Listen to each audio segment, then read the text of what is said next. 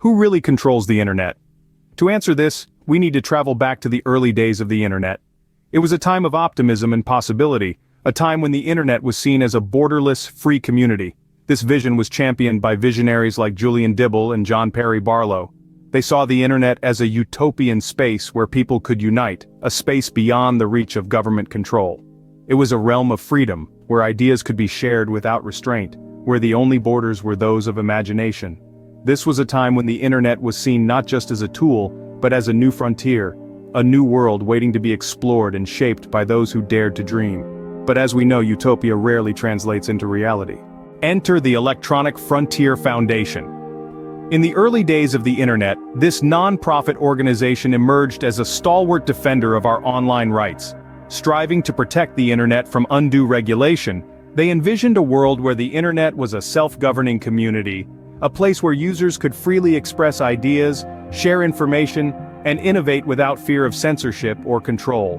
They fought tirelessly, advocating for user privacy, free expression, and innovation, standing as the watchdogs of freedom in this new digital frontier. They believed in an internet where the power was in the hands of the people, not corporations or governments. This idealistic vision was captivating, and for a while it seemed possible. But as we know, the internet is an ever-evolving entity, and with its evolution came inevitable changes. Yet the tides of control were about to shift.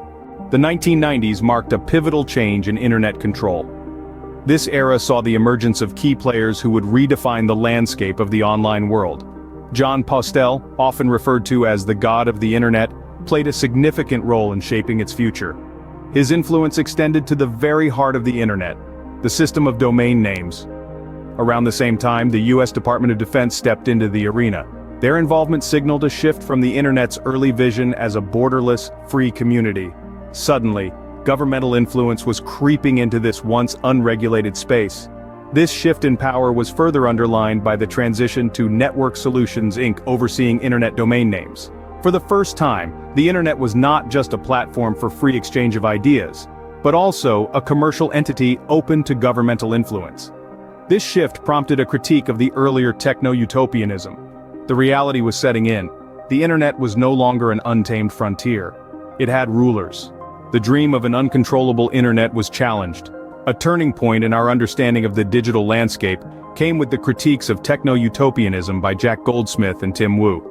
They argued that the internet was never intended to be a lawless frontier, free from government control and physical constraints. Rather, they posited the internet is no exception to the rule of law and the physical world's realities. Their perspective was a wake-up call to the optimists who saw the internet as an autonomous entity.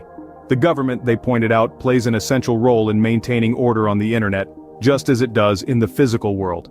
This order is exerted through legal, political, and economic means, ensuring that the internet does not spiral into chaos. Contrary to the early techno-utopian vision, the internet was never beyond the reach of government and business influence. The reality of internet governance was becoming clear. The reality of internet governance sparked debates.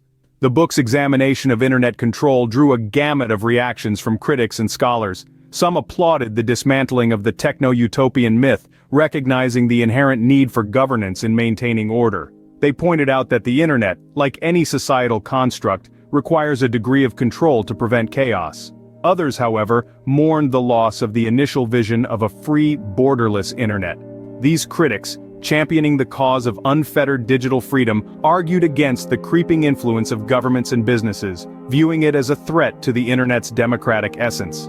This divergence in opinions underscores the complexity of internet governance. It's a delicate dance between preserving freedom and ensuring order, between maintaining a space for innovation and protecting against exploitation.